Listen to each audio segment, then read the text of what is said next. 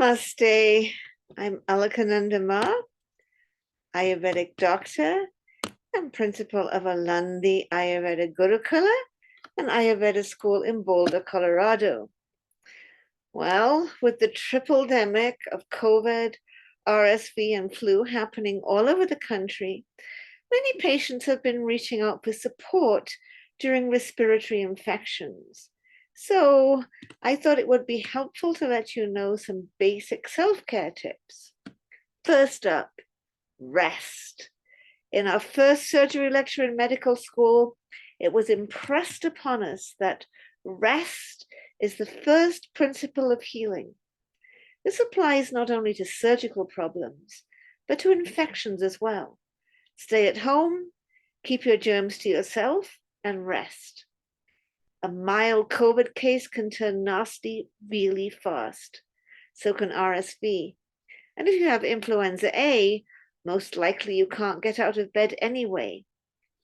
Second, fast. If you have a fever, it's important to fast.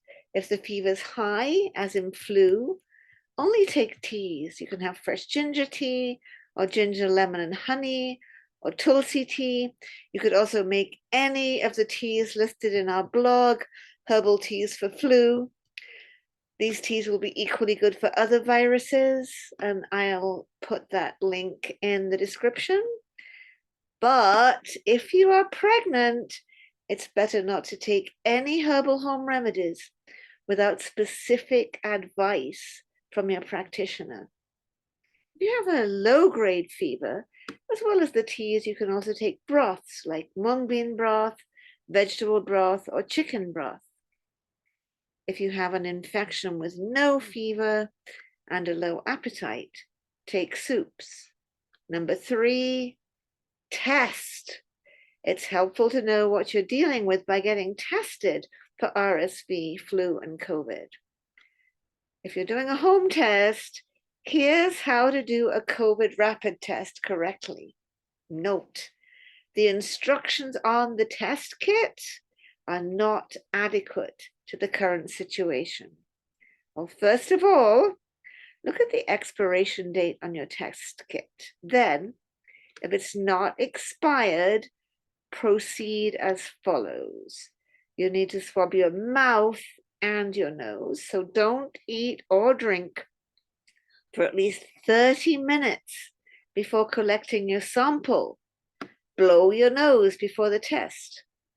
Swab your inner cheeks at the level of upper and lower molars and your lower gums, turning the swab a few times. Swab under your tongue. Swab the back of your throat and your tonsils. Then swab both nostrils. If you do that, you'll have a much more accurate test, although all of the rapid tests can yield false negatives. Number 4, breaking your fast. Once your fever is down and appetite returns, break your fast with mung bean soup or barley soup with ginger, cinnamon, cumin, fennel, turmeric, and a little black pepper.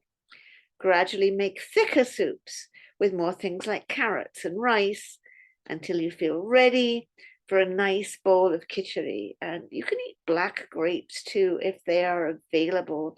That was a traditional gift in England when I was a girl that was brought to people who were sick. And return to your daily activities slowly, if you can, and with awareness of your energy level. And again, please, please, please keep your germs to yourself. You don't want to be part of a chain of transmission that ends up with a child in PICU, in pediatric ICU, on a ventilator.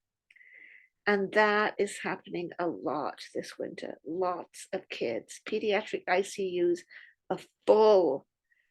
Be kind to the children. Stay home. Keep to yourself. Wear a mask. Get well and stay well. Take care. Be happy. Have lovely holidays. Many blessings. We'll see you next week. Namaste.